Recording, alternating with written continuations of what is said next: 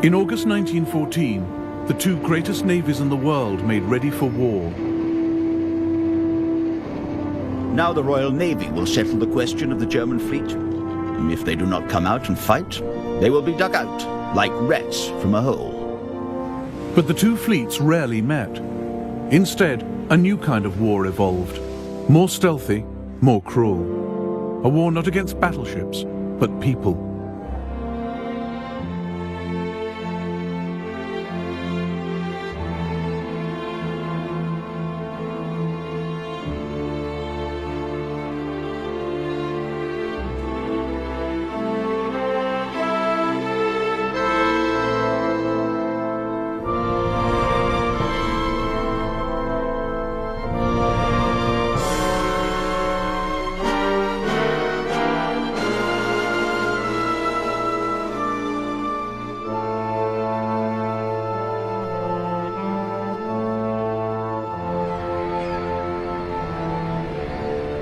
The world's capital ships in 1914 were the products of a Cold War. Britain's HMS Dreadnought had set the benchmark. Heavy armour, big guns, fast. Dreadnoughts were bargaining chips in a great naval poker game.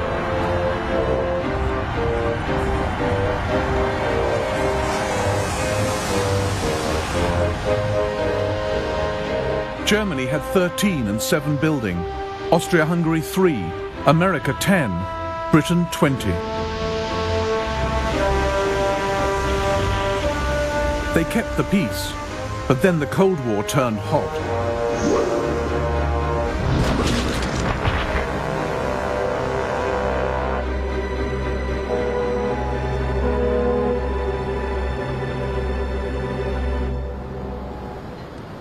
Britain and Germany were the main opponents, staring each other down across the North Sea.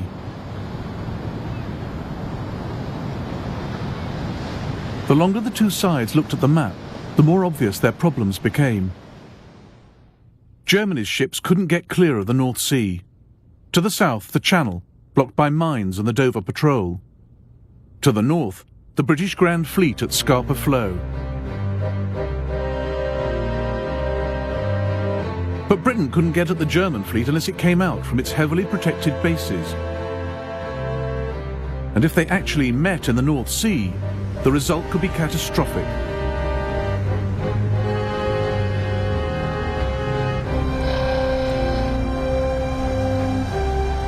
The sight everyone feared. Austro-Hungarian battleship the Istvan, sunk late in the war by a tiny Italian torpedo boat.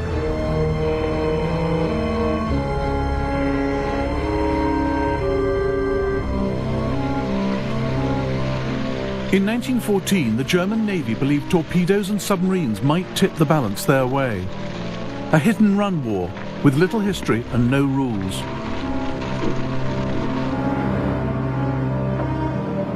Jackie Fisher, Britain's sharpest admiral, predicted radical change ahead. The use of submarines has convinced us that in wartime, nothing can stand against them.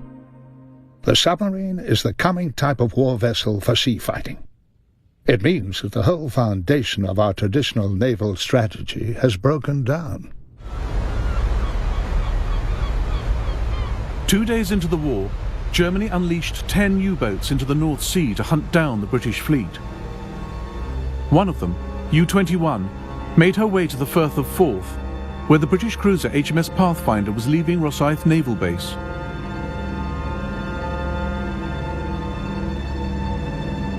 U-21 sunk her with a single torpedo. Within a fortnight, the Germans had more good news. This 1927 film celebrates the voyage of Captain Vedigan and the U-9.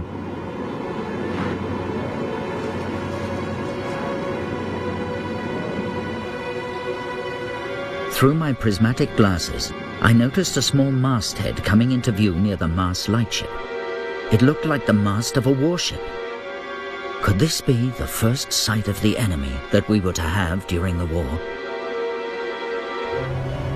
The U-9 had found the British cruisers Hogue, Aboukir and Cressy on patrol off the Dutch coast.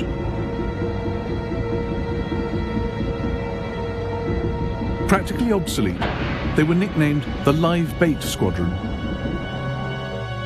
Captain Vedigan seized his chance. Fired torpedo at 500 meters. Target was middle ship in a 3-ship formation. 31 seconds later, the torpedo struck Abukir.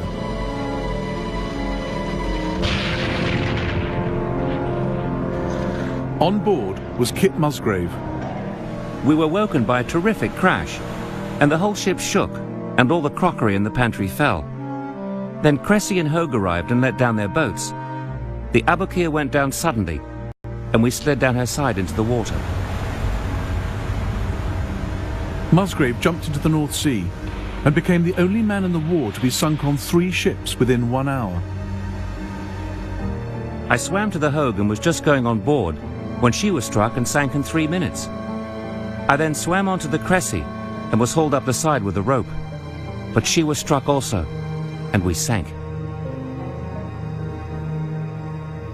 Georg von Müller was chief of Germany's Imperial Naval Cabinet. On our return from the morning ride, the first news of the successful torpedo attack by the U-9 on 3 English cruisers. We are all delighted, and the Kaiser is in 7th heaven.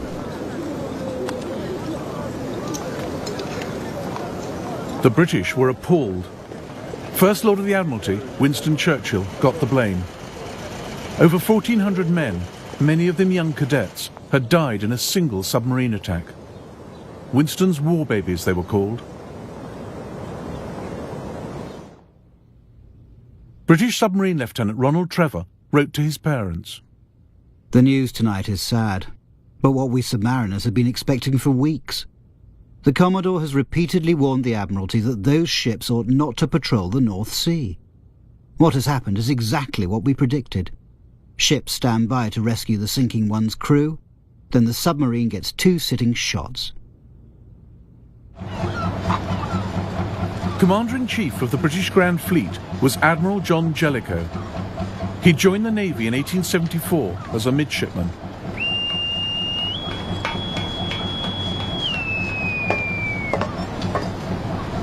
Known as Silent Jack, he was experienced, capable, and cautious. He ended patrols off the German coast, confining his most valuable ships to Scapa Flow and Rosyth, at the very limits of the U-boat's range. He warned the Admiralty. The Germans have shown that they rely to a very great extent on submarines, mines, and torpedoes, and there can be no doubt that they possess an actual superiority over us in these particular directions. Germany's forward submarine base was on the island of Heligoland. The U-boats were ordered to sweep the North Sea.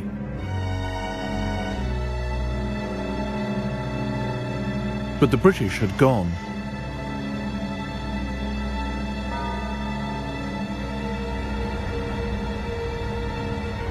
On the 16th of December 1914, hoping to lure the British out, 5 German warships steamed across the North Sea.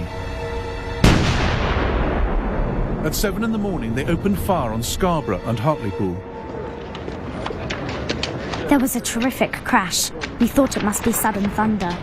But when another crash came, we rushed to the window and saw a lot of smoke and cried, "It's the Germans!" 2 of the wee girls hung on to me and said, "Are the Germans going to kill us?" 122 people died in the attack. It was the first time enemy warships had killed anyone on the British mainland in over a century. Jellicoe too had been thinking about attacking the enemy's homeland, but his weapon would not be a hit-and-miss naval bombardment, but a blockade, tight as a drum and lethal. What we have to do is starve and cripple Germany. The destruction of the German fleet is a means to an end, and not an end in itself.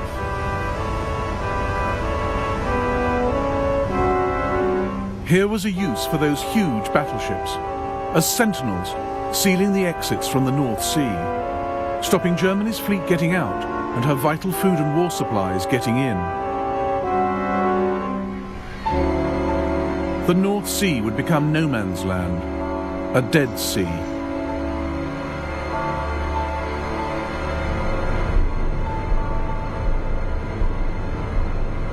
Jellicoe was helped by an invention more important than dreadnoughts or even submarines: wireless. Every day, every German ship radioed its position back to fleet headquarters at Wilhelmshaven.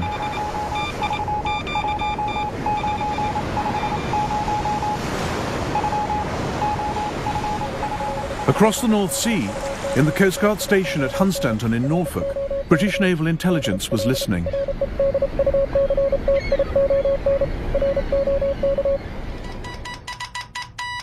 The German messages were passed on to a group of codebreakers working in one of Britain's most secret departments, Room 40, deep in the heart of the Admiralty Old Building.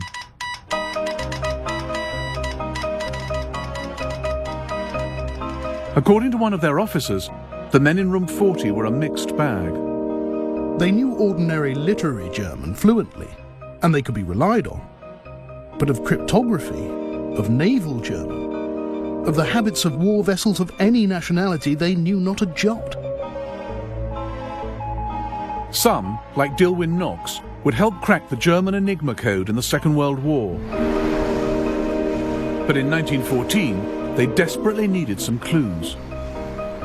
The break came in the Baltic Sea, where a German cruiser, the Magdeburg, was captured by the Russians. On board, they found one of the most valuable documents of the war and passed it on to their British allies.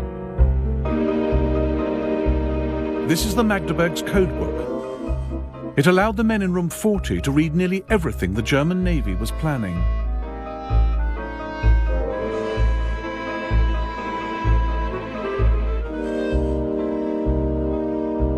Oh well, the Kaiser said, on learning of the Magdeburg's capture. Sparks are bound to fly at a time like this. But the Kaiser had no idea his enemies had his codebook. No idea of the immense advantage they now possessed.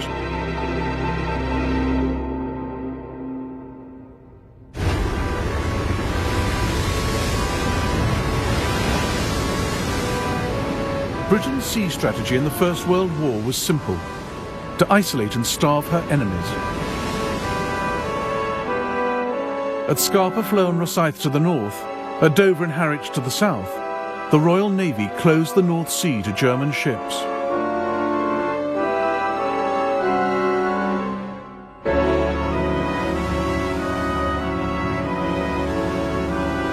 The blockade was a brutal vision, brainchild of Maurice Hankey of the Committee of Imperial Defence.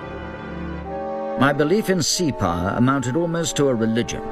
The Germans, like Napoleon, might overrun the continent. This might prolong the war, but could not affect the final issue, which would be decided by economic pressure.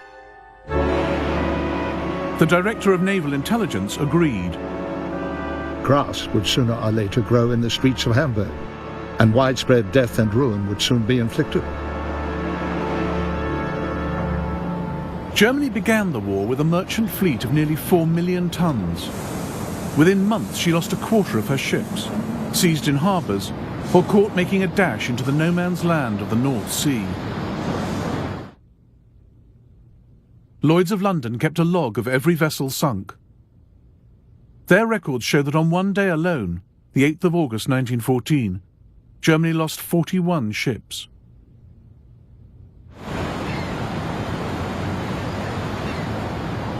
Neutral countries, Holland, Denmark, Sweden, were not spared. Germany depended on ports like Rotterdam for grain and raw materials, so Britain forced neutral ships to submit to the blockade.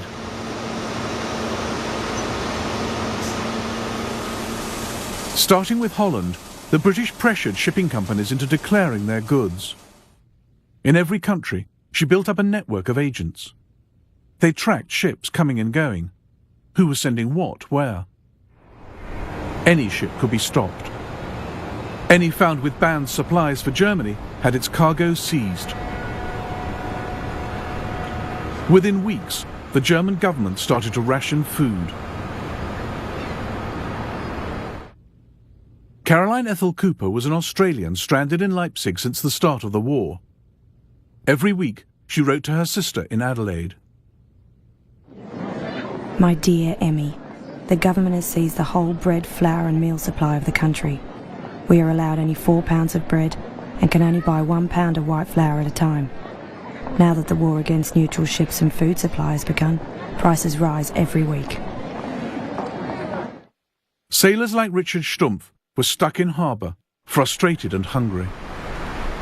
2nd of April 1916. We spend most of our time worrying about our bellies. Even the officers are embittered and dissatisfied.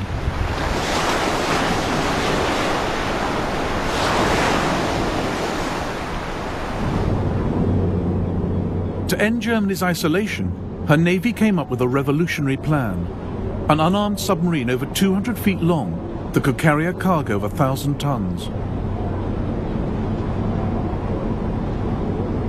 In June 1916, the Deutschland set out for America, the first time a submarine had ever tried to cross the Atlantic. Because of the wet weather and the high-running seas, the deck hatches were closed most of the time. The diesel engines pumped hot, humid air throughout the boat.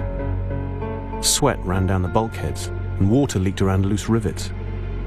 The drinking water tasted like diesel. And every meal the cook cooked had a layer of oil across the top. As we approached the American coast, Captain Koenig ordered the crew to say nothing to anyone about the strains we'd undergone during the trip, and to especially avoid mentioning our seasickness. Now, after 2 world wars, it's taken for granted that America and Britain are the closest of allies, naturally on the same side. But in the First World War, it wasn't so clear.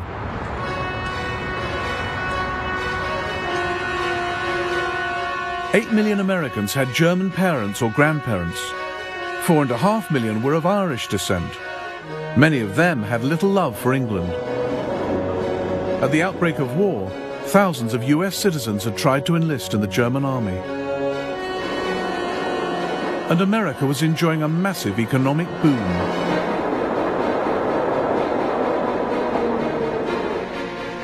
Half Britain's war budget was spent in the States.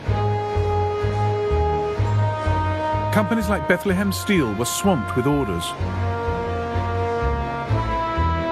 They hauled in 6 times the profits they'd made before the war. The Deutschland was just another good customer.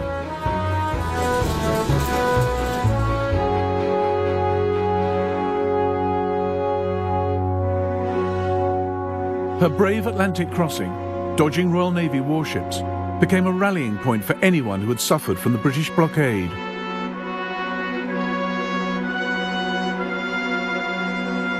Our crossing gradually became a triumph. All the neutral steamers we met, American or others, greeted us with 3 hoots or with their sirens. Only an English steamer sailed past in deadly silence, while we were proudly raising the black, white and red flag in the wind. The Deutschland's crew received a hero's welcome. There were dinners in their honour. Captain Koenig was invited to meet the President. The 3 weeks we spent in the United States were a non-stop party. Everywhere we went, people gathered round us. They all wanted a souvenir of some kind. I even sold the buttons off my shirt and the stripes off my tunic. German families introduced us to their daughters, and we never had to pay for beer.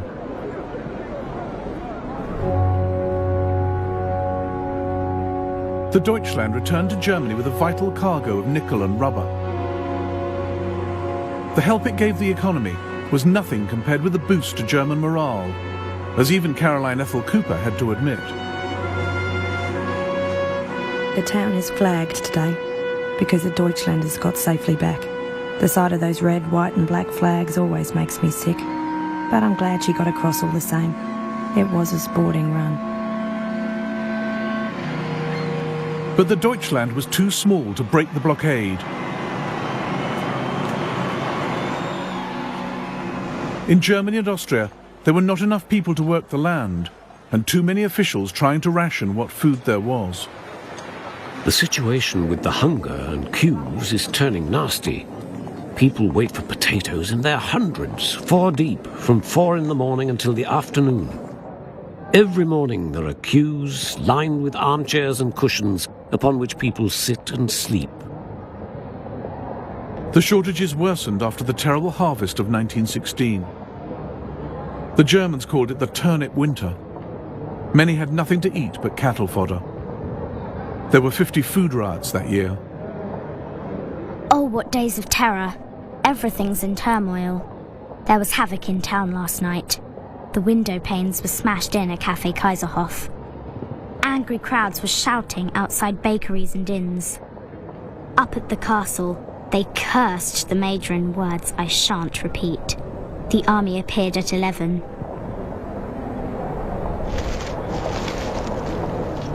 It's horribly cold, and because the rolling stock has all been taken for the war effort, there is an extreme shortage of coal. We're learning how to be freezing, which isn't the most pleasant feeling. Schools, theatres and cinemas have all been closed until further notice because of the lack of coal.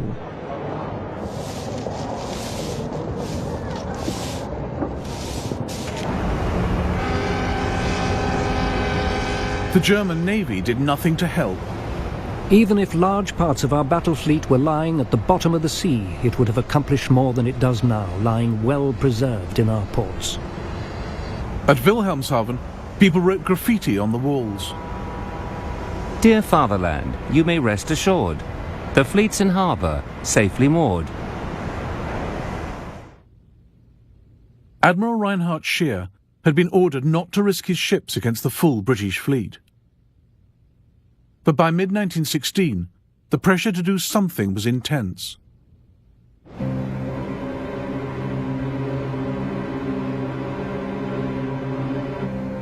On the 31st of May, Germany's high seas fleet steamed out of Wilhelmshaven, hoping to engage the Royal Navy's battle cruisers.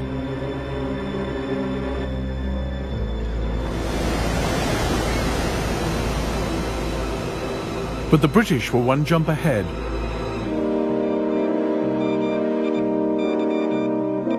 The men in room 40 had already decoded Scheer's orders. 3 hours before the Germans had even left harbour, the entire British Grand Fleet was on its way to intercept them.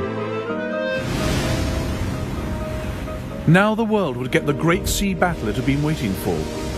Jutland.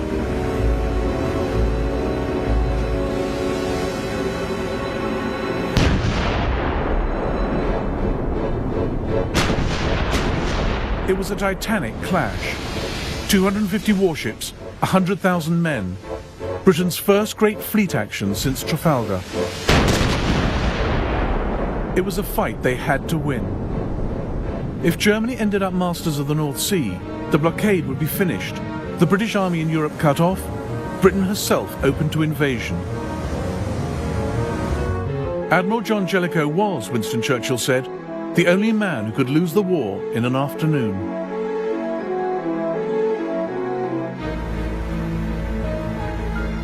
Less well armoured than Germany's, Britain's ships preferred to fight at very long range. But at Jutland, the range was just 5 miles. We fired very slowly, with deliberation, while the Kaiser-class ships in front of us shot like mad. Now the English were in an unfavourable position.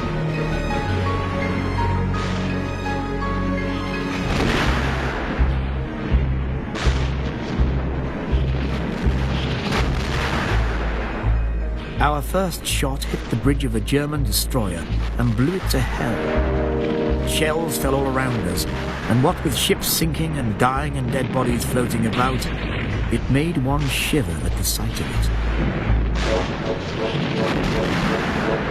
At 4:30 p.m, the battlecruiser Queen Mary was hit by a shell which exploded in the ship's magazine. A horrible sight it was. First, an enormous height of dull red flame, followed by a great mass of black smoke, amongst which was the wreckage thrown in all directions. The blast was tremendous. Admiral Beatty watched from HMS Lion. There seems to be something wrong with our bloody ships today. About 7 o'clock, we passed the wreck of a large ship, which at that time we hoped was a German, but later learned was one of ours. She was broken right in two.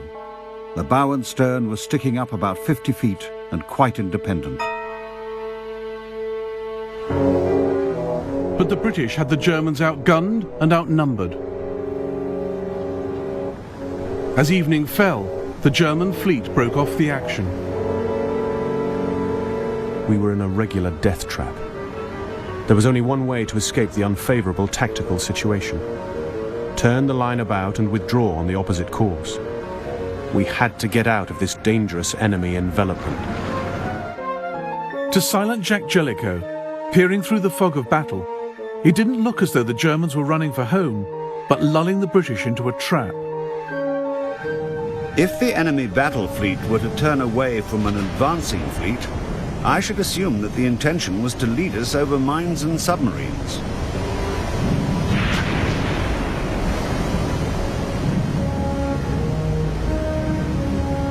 So Jellicoe ordered the British to turn as well, away from their vulnerable foe.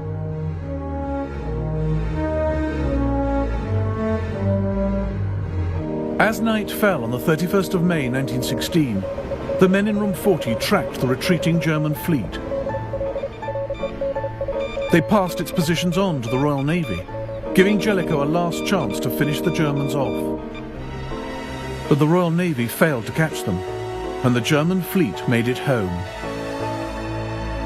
During the night, telegrams arrived giving the estimated losses of the English, which are 2 to 3 in our favour.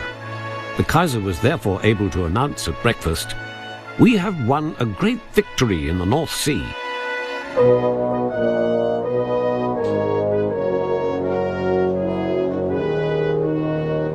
Based on the maths alone, the Kaiser was right. Germany had lost 11 ships and 2,500 men. Britain 14 ships and 6,000 men. But that wasn't the point. The Kaiser's battleships were back in harbour and stayed there till the end of the war. The British fleet still ruled the North Sea, ever more tightening the blockade.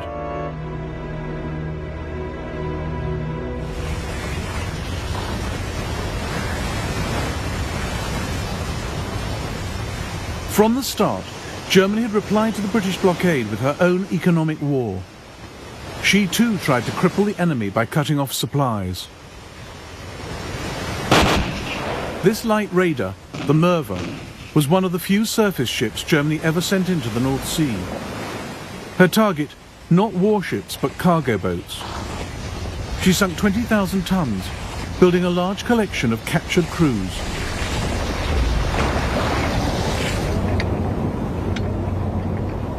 According to the English, we are in league with the devil and have acquired the Flying Dutchman. The captain of the Merva said recently, "You can imagine what a great moment it was when I had 8 English captains standing in front of me, and I could tell them all, this is the work of the German fleet."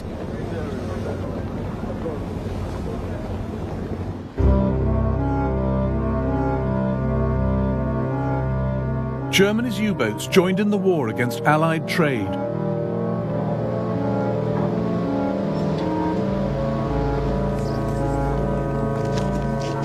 One British admiral was horrified. Submarines are underhand, unfair, and damned un-English. As for U-boats attacking civilian ships, it is impossible and unthinkable. If they do, their captured crews should be hanged as pirates. The U-boat blockade of Britain would have to be ruthless. But Germany's Chancellor, Bethmann Hollweg, realized the effect this would have on world opinion, as he told Georg von Müller.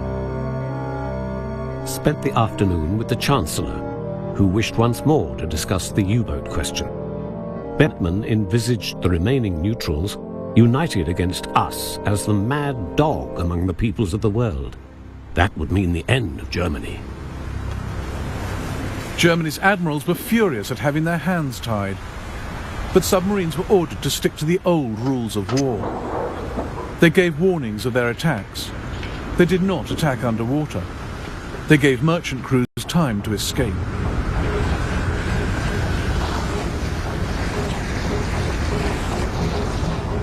German submarines sunk 250,000 tons in 1914.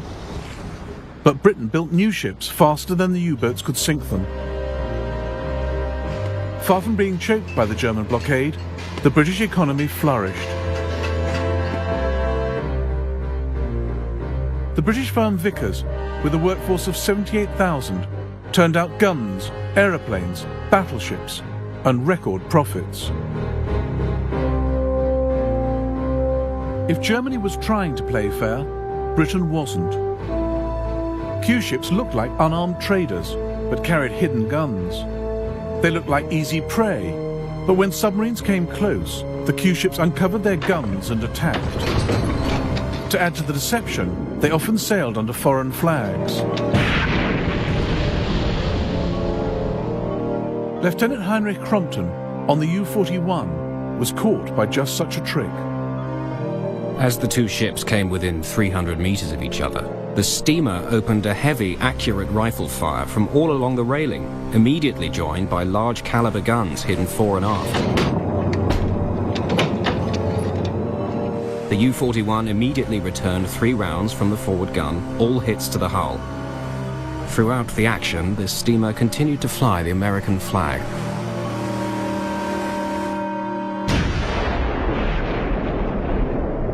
On the 1st of February 1915, in response to the British blockade, the Kaiser stepped up his campaign. He declared that all the waters around Britain were a war zone, in which any ships, including neutrals, might be sunk. This decision set Germany on a collision course with America.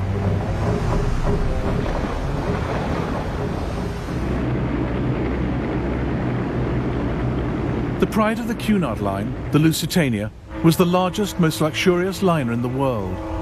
She could carry over 2,000 passengers. There was a ragtime dance written in her honor.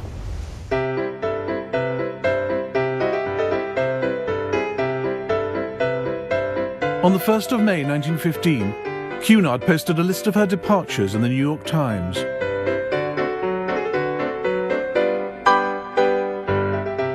Next to it was an advertisement placed by the German ambassador. Those sailing to Britain, it said, did so at their own risk.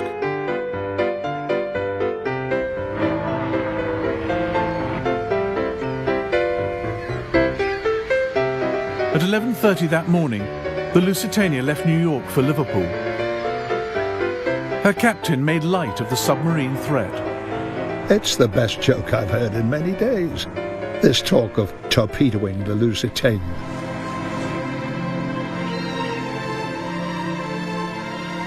This is the last picture of her ever taken. The Lusitania sighted the Irish coast on the 7th of May. The lighthouse in the old Head of Kinsale was traditionally used by ships on the Atlantic run to get their bearings.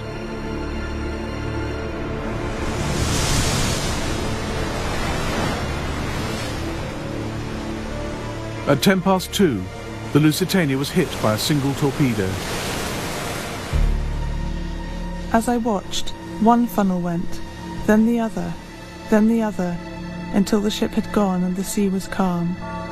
And all you could see was bodies and wreckage of furniture, and everything that had been in the ship, floating in the water. My husband and I got into a lifeboat, the ropes of which jammed and had to be cut. Since when I have not seen or heard of my husband. I've lost all I ever possessed, and my dead boys, ages 11 years and 8. I was rescued by a trawler. My dear husband was lost, but I had the great satisfaction of finding him on Saturday and seeing him laid to rest in the cemetery in Queenstown.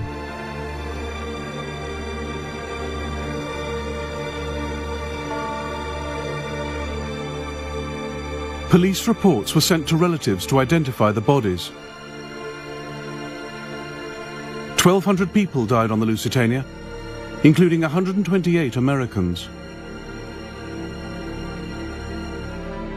At the battlefronts in Europe, tens of thousands were dying every day, but the fate of the great Cunard liner overshadowed them.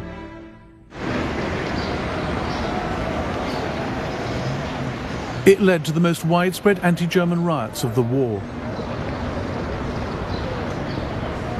In Liverpool, a newly arrived American joined the mob outside a German-owned shop. The crowd was muttering and growling and the shop was dark. but there were people upstairs, so I just picked up a brick and heaved it through the window. Then everyone took to shying them, and in a few minutes the place was a wreck. There were several policemen at the corner, and they just grinned. With the sinking of the Lusitania, Germany had crossed a line. The whole world hates us because we are conducting the war in such a brutal manner, and the brutality is increasing. I was at a party when the report of the torpedoing of the Lusitania arrived. I saw 2 officers' wives who, mad with joy, started to dance about the room. "Don't forget," I said, "that there were also women and children aboard." "That doesn't matter," they said, and danced on. The more who go to the bottom, the better.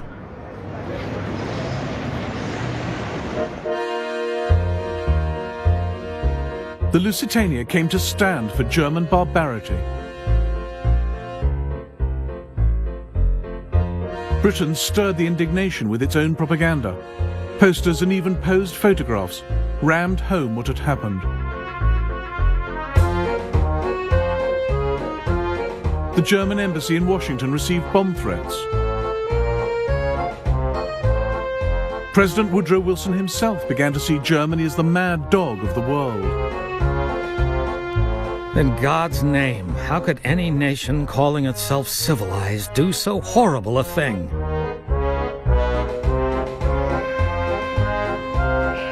It seemed America might clamber down off the fence. But outrage soon gave way to caution. Wilson reassured the nation that America would not go to war. There is such a thing as a man being too proud to fight. There is such a thing as a nation being so right that it does not need to convince others by force that it is right. And anyway, war would be very bad for business.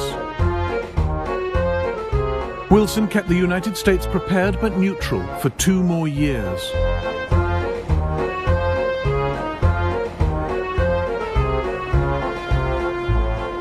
The sinking of the Lusitania was terrible, but that didn't seem reason enough to throw away more lives and profits by joining in a distant war.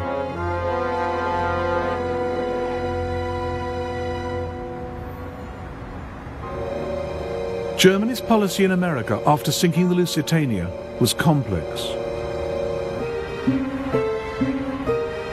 She kept her U-boats in check, but not her spies.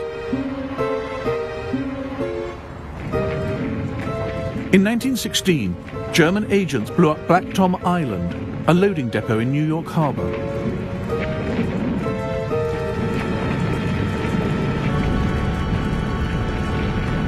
It held 900 tons of ammunition, destined for the Allies. Several thousand persons lined the seawall and acquired a real picture of what the firing line in the European war looks like. The water line was one mass of red glare.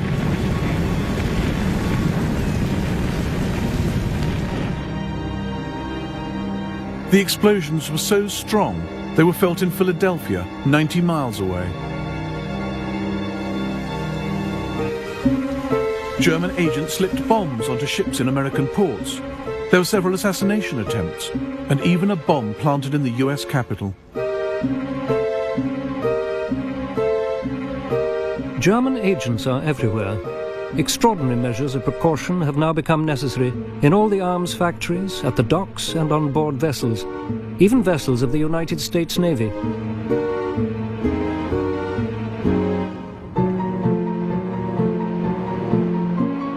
Hard evidence tying Germany to espionage operations against America came from one of the spies himself. Heinrich Albert left his briefcase on New York's elevated railway. It held documents proving the German embassy was bankrolling the sabotage. 2 senior diplomats, including Franz von Papen, Hitler's future vice-chancellor, were expelled.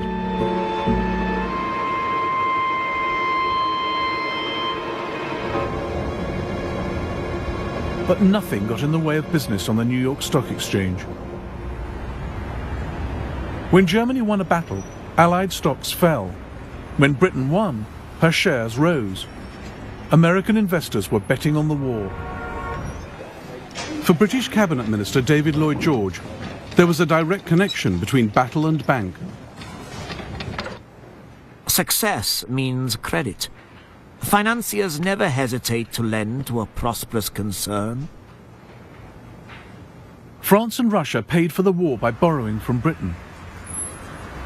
Britain, in turn, raised money on the American stock market through her Wall Street bankers, J.P. Morgan. It was spent buying American armaments, American supplies.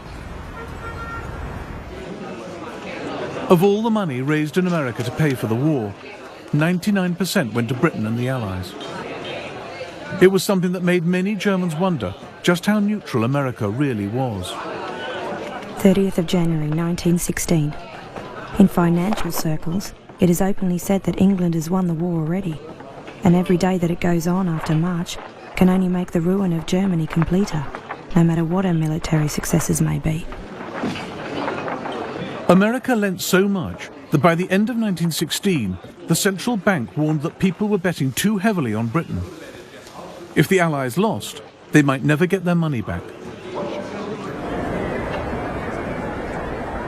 The mere thought that American cash might be backing the wrong side wiped $1 billion off Allied stocks in a week. Germany's generals felt the odds were stacking up against them. They grew impatient at hesitant politicians tying their hands.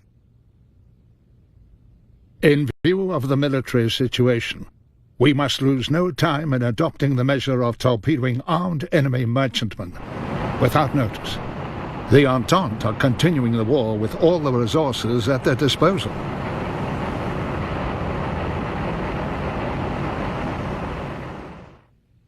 Our ambassador prophesies war with America if we persist in our intention of torpedoing armed merchantmen without warning. The Kaiser wrote in the margin of the report, "I do not care." The Kaiser didn't care because of some key German calculations. His generals gambled that if America joined the Allies, she would not have a decisive impact on the fighting in Europe until 1919. Long before then, the U-boat campaign would have brought Britain and France to their knees.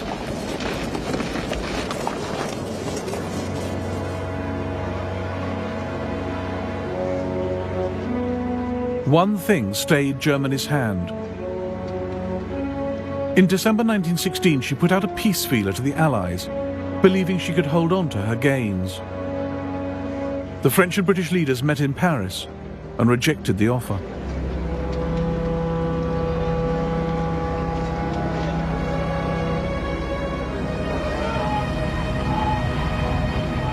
Germany now staked everything on a new submarine campaign. U-boats would sink all ships on sight without warning. February the 2nd is a special and uplifting day for us Germans, the beginning of the all-out submarine war. We're all holding our breaths and hoping that with this radical medicine we will finally cure England of her arrogance and secure a quick peace, the terms of which we will dictate. In April 1917, Germany sunk over 800,000 tons, causing panic at the British Admiralty. But Germany didn't have enough U-boats to sustain the success, and Allied ships were getting better at protecting themselves. Merchant ships now travelled not singly, but in convoy, with more destroyers to protect them. Airships and aeroplanes scouted overhead, looking for the telltale signs of submarines lying in wait. 63 U-boats were sunk in 1917, 3 times the losses of the previous year.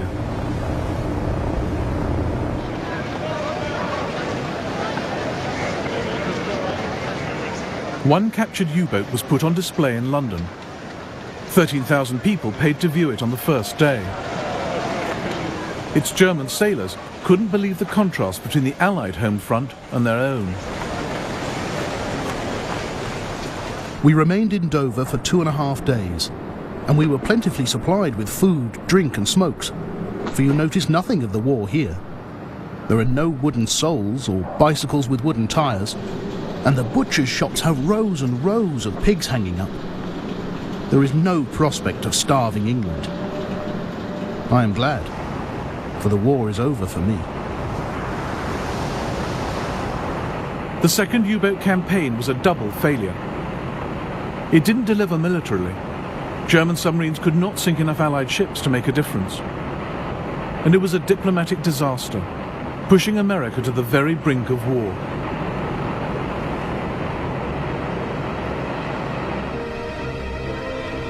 The final shaft came from the men in Room 40. On the 16th of January 1917, Britain intercepted a coded telegram from German Foreign Secretary Zimmermann to his ambassador in Mexico City.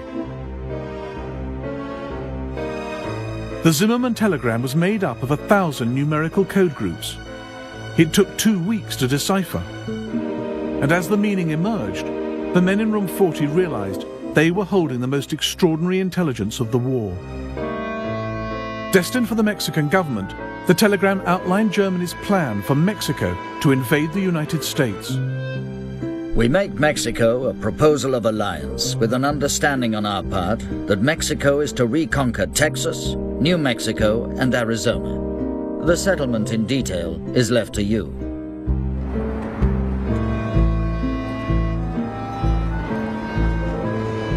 Zimmermann's scheme was harebrained.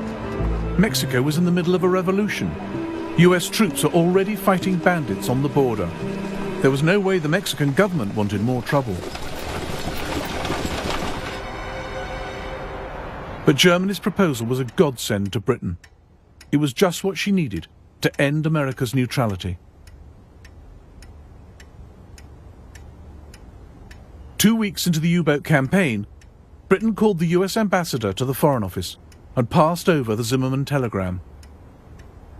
It was, said Britain's Foreign Secretary, as dramatic a moment as I remember in all my life.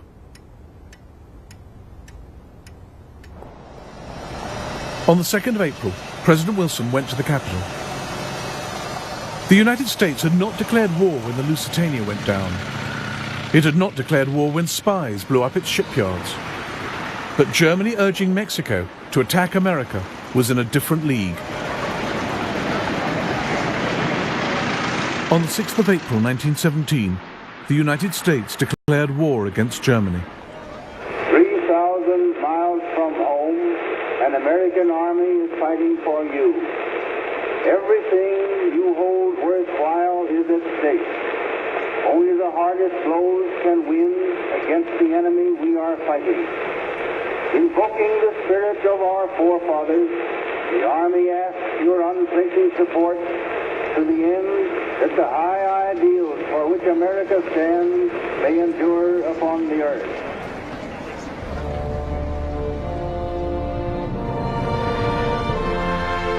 For 3 years, the country had played the war's banker and supplier.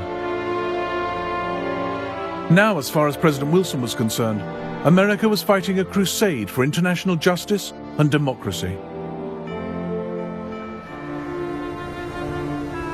The North Sea would remain dead until the very end.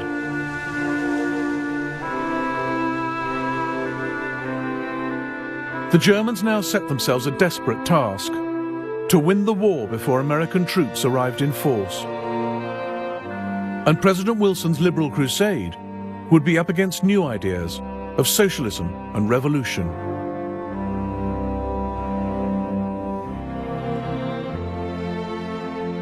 In the next episode of the First World War, German spies sow rebellion in Ireland and Russia, and French troops mutiny on the Western Front, a war against war itself.